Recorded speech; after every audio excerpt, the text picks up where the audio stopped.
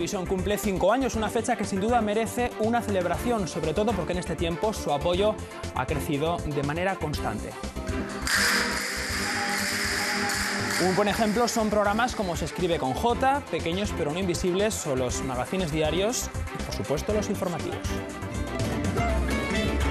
Dentro de 2 semanas esta cadena Aragón TV cumple 5 años, pero nosotros ya queremos comenzar a celebrarlo con ustedes.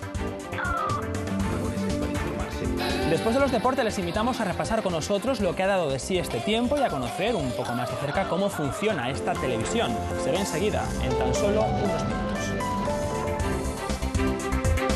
Así comenzó sus emisiones a televisión autonómica hace ya 5 años. Desde entonces hemos trabajado para acercarles todo lo que les interesa dentro y fuera del territorio aragonés. 5 años que han dado mucho de sí y que ahora queremos recordar con ustedes.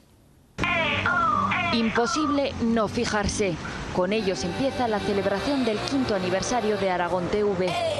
En la calle posan y dentro trabajan día a día para contárselo todo.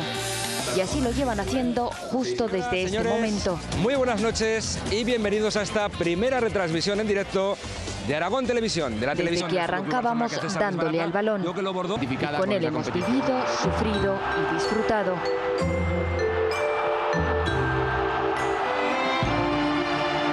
Durante estos años hemos recorrido el mundo varias veces. Invierno, verano, no importa, el agua es heladísima. Les hemos acercado momentos históricos. Hoy el sueño se hace realidad.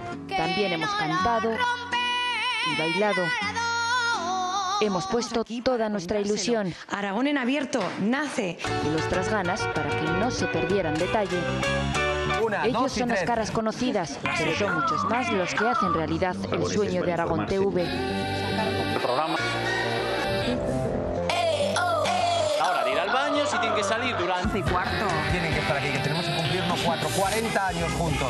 De momento ya son 5, pero sí que cumplamos muchos más.